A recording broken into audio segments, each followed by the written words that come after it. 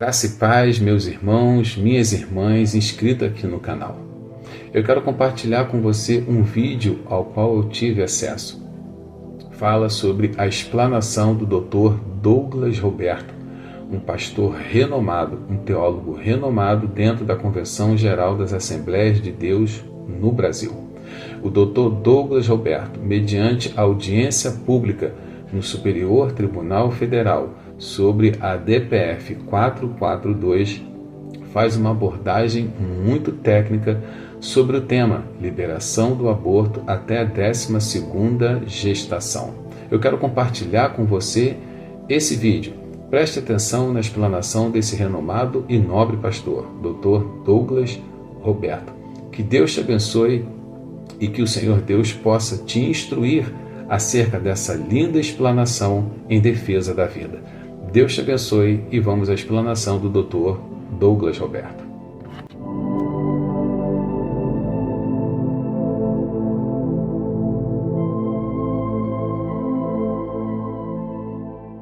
Convido agora o professor Douglas Roberto de Almeida Batista, que falará pela Convenção Geral das Assembleias de Deus, também no prazo de 20 minutos.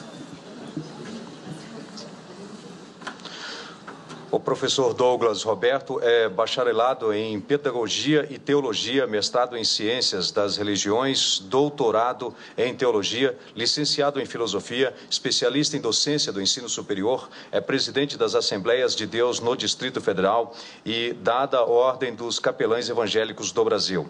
É presidente da Sociedade Brasileira de Teologia Cristã Evangélica e do Conselho de Educação e Cultura da Convenção Geral das Assembleias de Deus no Brasil.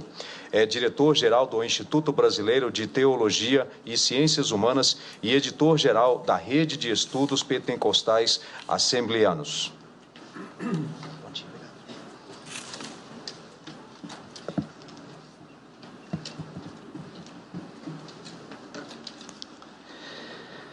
Excelentíssima senhora ministra Rosa Weber, relatora da DPF 442, demais autoridades, expositores, auditório. Represento nesta audiência pública a Convenção Geral das Assembleias de Deus no Brasil, CGADB. Nossa instituição é constituída por cerca de 100 mil pastores, entre consagrados e credenciados, e nossas igrejas comportam 22 milhões de brasileiros, entre membros e congregados, nos mais de 100 mil templos sedes em todo o território nacional. Estes dados caracterizam a elevada representatividade das Assembleias de Deus na sociedade brasileira. Reiteramos nesta exposição, excelentíssima ministra relatora, que esta ação de descumprimento de preceito fundamental, a DPF 442, que pretende legalizar até a 12ª semana da gestação o assassinato de ser indefeso e inocente no ventre da mãe, não merece prosperar. Provavelmente a expressão que utilizei não seja politicamente correta, mas é exatamente acerca disso que trata esta DPF, a busca de autorização legal para matar inocentes no ventre materno. A Convenção Geral das Assembleias de Deus no Brasil se manifesta contrária pelas seguintes razões. Em primeiro lugar, porque o direito à vida não pode e não deve ser violado. Arrebata-se da Carta Magna em vigor a garantia à dignidade da pessoa humana e o direito fundamental à vida, demonstrando dessa forma a desmesurada importância que o Constituinte originário concedeu ao direito à vida. Assegura a já explicitada Constituição Federal, promulgada em 1988, no caput do artigo 5º que, abre aspas, todos são iguais perante a lei, sem distinção de qualquer natureza, garantindo-se aos brasileiros e aos estrangeiros residentes no país a inviolabilidade da vida, a liberdade, a igualdade, a segurança e a propriedade. Fecha aspas. Desse modo, seguindo os parâmetros constitucionais, o Código Civil, promulgado em 2002, ao tratar da, entre aspas, personalidade e da capacidade, com conceitos interdisciplinares da medicina e da biologia, garante a proteção à vida desde a concepção. Além disso, o Código Civil legisla por meio do artigo 2º que, abre aspas, a personalidade civil da pessoa começa do nascimento com vida, mas a lei põe a salvo, desde a concepção, os direitos do nascituro. Por outro lado, a Convenção Interamericana de Direitos Humanos, Pacto de São José da Costa Rica, reconhecida pelo Supremo Tribunal Federal como norma de hierarquia supralegal, assevera no artigo 4º, inciso 1, que, abre aspas, toda pessoa tem o direito que se respeite a sua vida. Esse direito deve ser protegido pela lei e, em geral, desde o momento da concepção. Ninguém pode ser privado da vida arbitrariamente. Fecha aspas.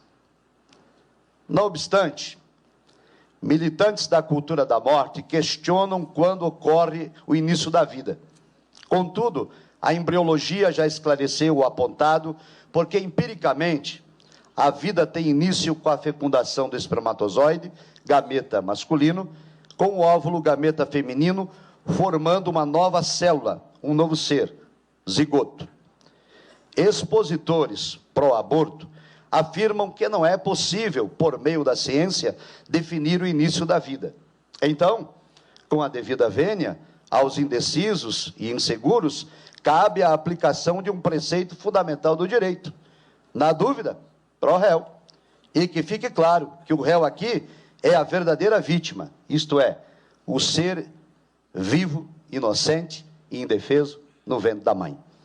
Quanto ao já citado artigo do Código Civil, a douta civilista Maria Helena Diniz o interpreta do seguinte modo, abre aspas, embora a vida se inicie com a fecundação e a vida viável com a gravidez, que se dá com a anidação, entendemos que, na verdade, o início legal da consideração jurídica da personalidade é o momento da penetração do espermatozoide no óvulo. Fecha aspas.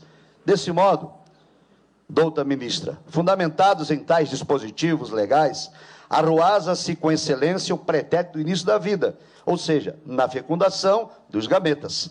Portanto, a prática de abortamento, assassinar um inocente e indefeso ser no ventre da mãe, é atentado contra a inviolabilidade da vida e um insulto à dignidade da pessoa humana.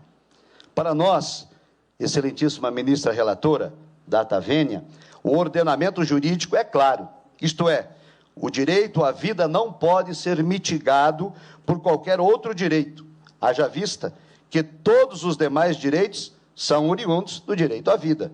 Aliás, todos os aqui presentes, os que defenderam e os que ainda vão defender o abortamento, só o podem fazê-lo por estarem vivos, por não terem sido vítimas do aborto praticado de suas respectivas mães. Por isso, reitero, o direito à vida não pode ser mitigado. No entanto, preocupa-nos as demandas judiciais, disfarçadas de progressistas, mas que na realidade estão permeadas de viés ideológico, político, partidário. Igualmente, estamos apreensivos com os excessos advindos da cultura jurídica pós-positivista, que busca ir além da legalidade, que ultrapassa a letra da lei, permitindo ao julgador tornar-se simpatizante de ideologias e assim emitir juízos valorativos, a fim de atender aspirações de supostos direitos de militâncias diversas, que afrontam e desrespeitam os direitos fundamentais descritos no texto constitucional. Não existe, ministra relatora data vênia, preceito fundamental para matar inocentes. O preceito é pelo direito e pela inviolabilidade da vida. Em segundo lugar, esta DPF não merece prosperar porque o abortamento está em desacordo com a moral razoável dos brasileiros. Indiscutivelmente, a prática do abortamento é ato reprovável para a maioria da sociedade brasileira. Revela o censo de 2010 que mais de 85% dos brasileiros professam a fé cristã. E o ato de tirar a vida de outrem, seja de um embrião, feto, criança, jovem, adulto, idoso, saudável ou doente, é atentado à lei da ética e da moral cristã, pois viola o 6º mandamento do decálogo bíblico que diz: não cometerás assassinato. Discute-se que a questão em debate não pode ter parâmetro religioso e que somos fundamentalistas, fanáticos, extremistas, dentre outros termos pejorativos, simplesmente porque insistimos em defender a cultura judaico-cristã. Diante disto, eu me pergunto, desde quando que ter convicções religiosas, acreditar em Deus e ter a vida pautada na ética e na moral cristã tornou-se um ato criminoso nesta nação? O Brasil não é um país totalitário, socialista, fascista, marxista ou ateu. Vivemos em um Estado democrático de direito, em que a liberdade de pensamento, liberdade de expressão, de consciência e de crença nos são assegurados pelo texto constitucional e requeremos que nosso direito seja respeitado. Não obstante, apesar das investidas de desconstrução dos valores, é inegável que o tema abortamento não pode fugir do campo da ética e da moral. E é por causa disto, ministra relatora, que os militantes abortistas têm verdadeira aversão à realização de um plebiscito nacional, porque sabem que a opinião pública é contrária à prática do abortamento, inclusive com o voto desfavorável das mulheres, cujos direitos os ativistas alegam defender. Desse modo, para escapar desse debate moral e ético, defensores da cultura da morte argumentam que o abortamento é uma questão de saúde pública. No entanto, os números apresentados são falaciosos, os dados são inconsistentes, as estimativas não têm comprovação oficial e as pesquisas são notadamente assinadas por militantes pró-aborto. Fundamentar uma decisão e promover mudanças de paradigmas em informações tendenciosas e questionáveis é atitude, no mínimo, desonesta. Mas foi assim que há mais de 4 décadas a legalização do aborto começou nos Estados Unidos da América, fundamentada em uma escandalosa e descarada mentira que foi admitida como verdade pela Suprema Corte Americana. Portanto, o eventual deferimento do pedido dessa DPF, no sentido de autorizar legalmente o assassinato do ser humano no ventre da mãe até a 12ª semana da gestação, se tornará um desrespeito e uma afronta à considerável parcela da sociedade brasileira, pois os dados maquiados dos defensores do abortamento não são passíveis de comprovação, e o tema em debate está em discordância com a moral e a ética do povo brasileiro. Salienta-se outro sim, que não cabe a esta Suprema Corte alterar a conduta moral do povo, sobretudo em violar o direito à vida, em descumprimento ao texto constitucional. A premissa destas decisões, que abrangem leis e valores, cabe aos membros do Congresso Nacional, que em nosso modelo de democracia representativa possuem a legitimidade do voto para atender à vontade da nação. Assim, a eventual procedência da sobreditação, data vênia, seria uma imposição autoritária e ilegal em discordância com a moral e a ética dos brasileiros. Por isso, reitera-se que, abre aspas, não cabe ao Poder Judiciário inovar no ordenamento jurídico sobre o argumento de avanço civilizatório, independentemente de quem seja favorecido. Fecha aspas. Em terceiro lugar, ministra relatora, ratifica-se esta ação que deve ser julgada improcedente por ser matéria de competência do Legislativo. Evoca-se neste ponto o princípio da separação de poderes, o qual se tornou o modelo fundamental na história do Ocidente. O necessário equilíbrio entre autoridade e autonomia. Nessa ótica, o poder legislativo, obedecendo à separação dos poderes por meio do Código Penal, já disciplinou as exceções de punibilidade para a prática do abortamento. Entende-se que somente esse diploma legal tem o condom de balizar as permissões para a interrupção da vida. Embora tais decisões não tenham o aval da moral e da ética cristã, porém, reconhecemos que, constitucionalmente, quem tem o dever de alterar a norma vigente é o Senado Federal e a Câmara dos Deputados, não cabendo, data vênia, a esse excelso tribunal legislar em matéria de competência do Congresso Nacional. Salienta-se ainda que o pluralismo religioso e o debate democrático representativo para a promulgação de leis encontra sua guarida no Congresso Nacional. Portanto, é lá, por meio dos representantes eleitos pelo povo, que se garante a legitimidade da vontade majoritária, resguardando-se, evidentemente, os direitos da minoria. O tema desta DPF, com a devida vênia, nos parece ser mais um atalho tomado por um partido político em detrimento do processo democrático das casas legislativas para impor, entre aspas, goela abaixo da sociedade, uma legislação de abortamento genocida, eugênica e permissiva. Destaca-se também que ambas as casas, Câmara dos Deputados e Senado Federal, possuem projetos de modificação do Código Penal e que as reformas já ocorridas ao ordenamento vigente, por intermédio do processo legislativo, não abrangeram a descriminalização do abortamento e que, inclusive, tramita na Comissão de Direitos Humanos e Legislação Participativa do Senado Federal a sugestão legislativa 015/2014, que trata do mesmo tema desta DPF em discussão.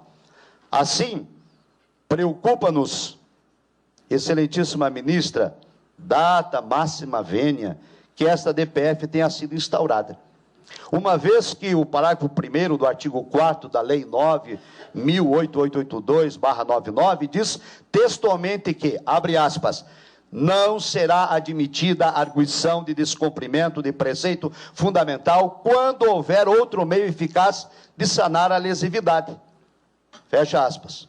Ora, como já explicitado, se o instituto competente para disciplinar tal assunto, que é o Poder Legislativo, está afinco com seus deveres, não cabe ao Poder Judiciário dessemelhar a paridade constitucional e abrogar a competência alheia. Ainda preocupa-nos nesse quesito, excelentíssima ministra Rosa Weber, que as extrapolações do papel iluminista assumido na jurisdição constitucional desencadeie perigosíssimas ideias de que as decisões judiciais não podem mais sustentar na fórmula tradicional de separação de poderes. Entendemos que a jurisdição constitucional desempenha papel preponderante, mas somente quando o Poder Legislativo não tem atuado, o que certamente não é o caso, uma vez que o Congresso Nacional está atento de seus deveres quanto à questão em discussão. Por fim, em quarto e último lugar, diante dos fatos narrados e os fundamentos apresentados, a Convenção Geral das Assembleias de Deus no Brasil, em abril de 2013, por ocasião da 41ª Assembleia Geral Ordinária, realizada aqui na capital federal, por unanimidade de seus membros, exarou o posicionamento quanto ao abortamento nos seguintes termos: a CGADB, Convenção Geral das Assembleias de Deus no Brasil, é contrária a esta medida do aborto, por resultar numa licença ao direito de matar seres humanos indefesos, na sacralidade do útero materno, em qualquer fase da gestação, por ser um atentado contra o direito natural da vida. A palavra de Deus diz: e não matarás o inocente. Êxodo capítulo 23, versículo 7. Reitera-se que esta posição, excelentíssima ministra, representa a totalidade dos membros das Assembleias de Deus no Brasil, instituição fundada em nossa nação no ano de 1910 e que hoje abarca 22 milhões de brasileiros, um percentual considerável de cidadãos que integram o nosso Estado democrático de direito. E ao concluir, ratifica-se que somos contra a cultura que faz apologia à morte, defendemos a família e somos favoráveis ao direito inviolável e à sacralidade da vida. Nestes termos, solicitamos ao Excelso Supremo Tribunal Federal que vote pela improcedência da DPF 442. Muito obrigado.